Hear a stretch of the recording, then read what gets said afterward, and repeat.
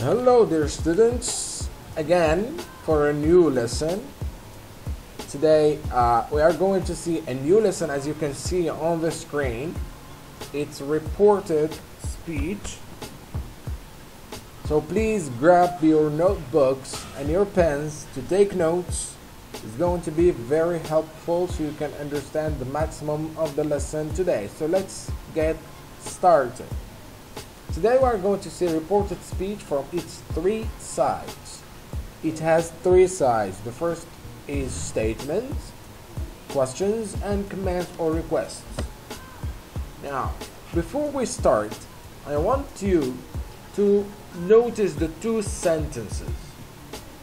The two sentences before you here. They are statements.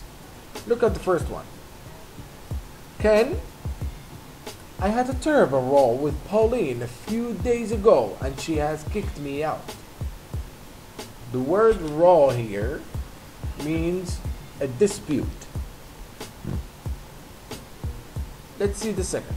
Mike told Isabel that Ken had had a terrible row with Pauline a few days before and she had kicked him out. Now, let's notice the differences. Look at the I here.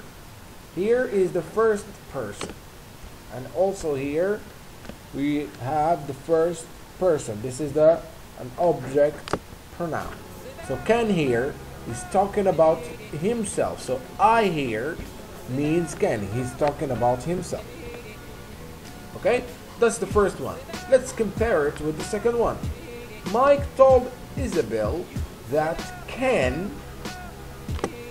which is the same here, but here Ken is absent. Mike is talking about Ken. Had a terrible row with Pauline a few days before and she had kicked him. The me became the him. Out. This is the first change.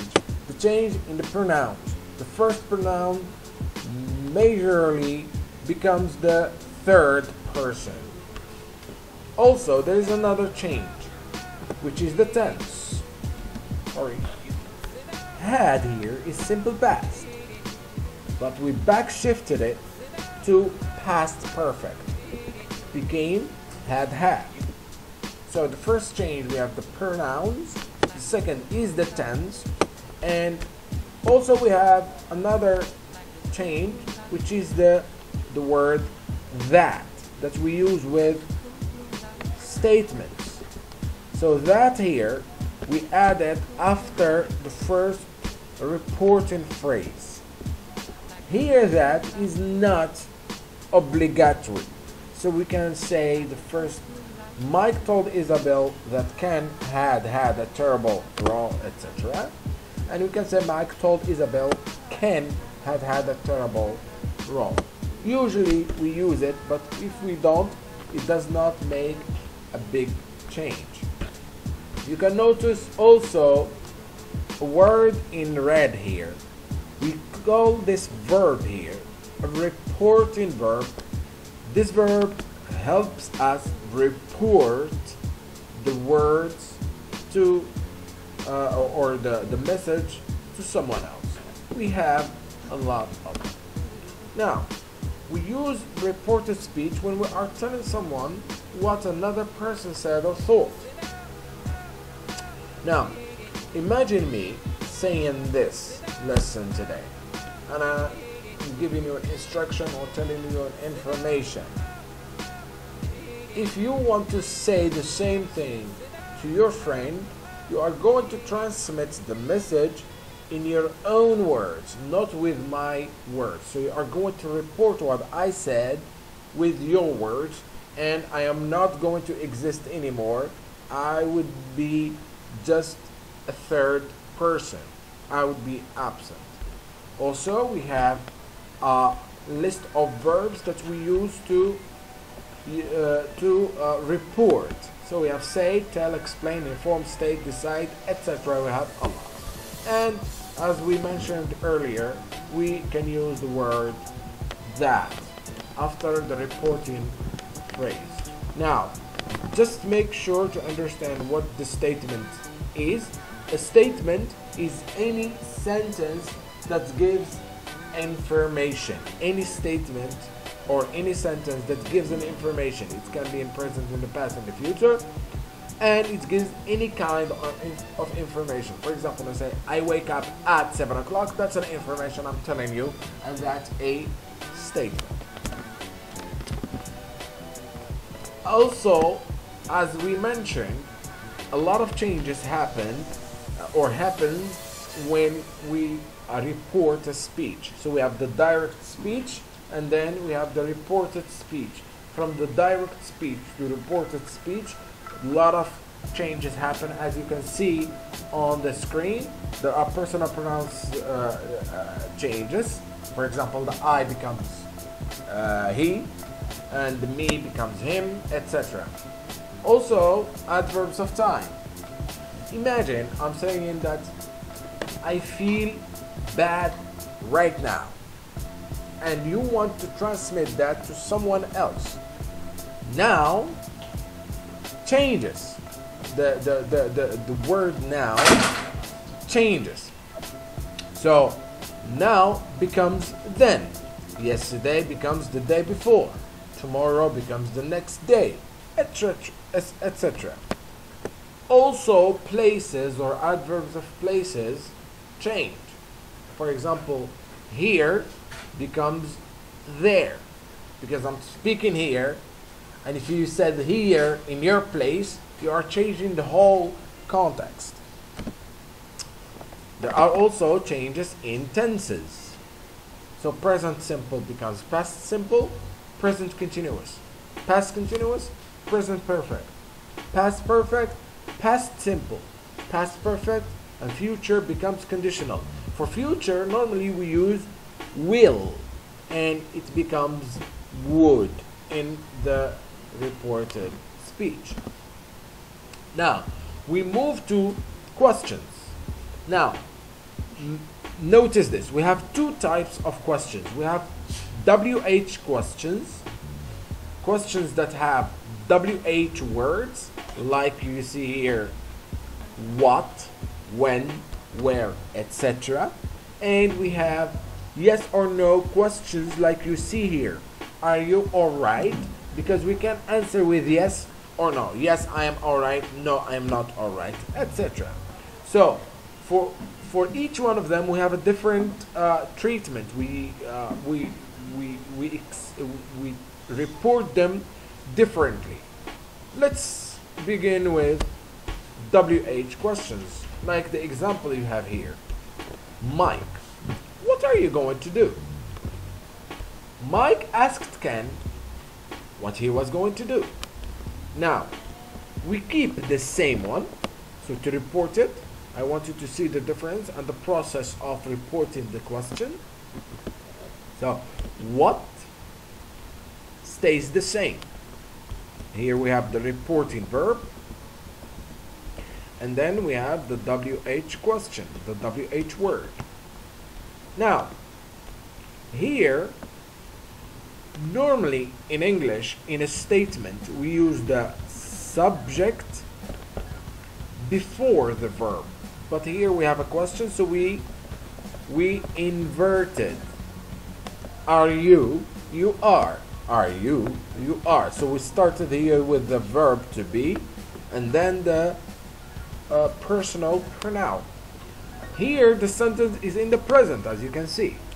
Now let's see the differences. Here we reinvert the pronoun and the verb. So the pronoun goes back to its initial position, which is the beginning of the sentence. And then we change the verb to be from the present to the past. And the rest remains the same. Now, let's go to a yes or no question, like the one you have here. Are you alright, Ken? Now, Mike asked Ken, be careful here. With yes or no questions, we use the word if. And we use another one, which is whether. We are going to see it in a few seconds. If. Okay? And then, again, we take the personal pronoun back to the initial position here, as you can see here. But here, as we were talking about you, it becomes he. So we change the third person to the third person. And then again, the time or the tense of the sentence changes. Here we have it in more detail. You can see the form. In reported lyrics question we use I'm sorry for the typing mistake here, it's use the WH word plus the subject plus the verb. Again, subject, then the verb. Subject, then the verb. Here after we report. In reported yes or no questions we use if, whether, if or whether, one of them. Both are correct, you're free to use. Plus the subject again, and then the verb. Subject 1, the verb 2. We do not use the interrogative form of the verb do or does. You know that when we have do or does as auxiliaries for the interrogative form, for example, say do you like, here we have do as an auxiliary. We don't use that in reported speech. Okay? And for questions, we report questions with the verbs you have here, like ask, wonder, and wanted to know. I'm sorry, it's hidden here. It's wanted to know, etc. Now we come to the last barrier of our triangle of reported speech. So commands and requests are commands, are orders. When you give an order to someone, you give an instruction, you ask someone to do something for you. We use commands and requests, and if we want to report them, they are kind of simple to use. Now, don't spread it around, Mike. Don't spread it around, Mike. Don't spread it around. Spread it around is a phrase that we use to tell someone to keep a secret or to keep an information from being told. So you tell someone, don't tell this information to anyone. It means don't spread it around. Okay? So I want you to be careful here. Now, Ken asked Mike not to spread it around. First difference, we see that the auxiliary do disappears. As we mentioned earlier, we don't use do as an auxiliary in the reported speech. Okay? So Ken asked Mike not to spread it around. One common mistake that a lot of people make is they say Mike to not spread. It's not to not, it's not to spread. Never put anything between to and the verb. Never. Because to here is the infinitive, is it helps us make the infinitive with the verb. So nothing comes in here. Not has to be in the beginning. Mike advised Ken, make it up with Pauline. Mike advised Ken to make it up. Again, to make it up with Pauline. I hope I was clear enough. You will find few exercises for practicing. Don't hesitate to ask any question when we meet, inshallah. But before we leave, we still have few things to mention here. When report requests, orders, advice, or warnings, we use verbs such as advise, ask, beg. And we follow it with an infinitive. As we mentioned, and I stress on it again, we use not before to, not the opposite. And thank you for your attention.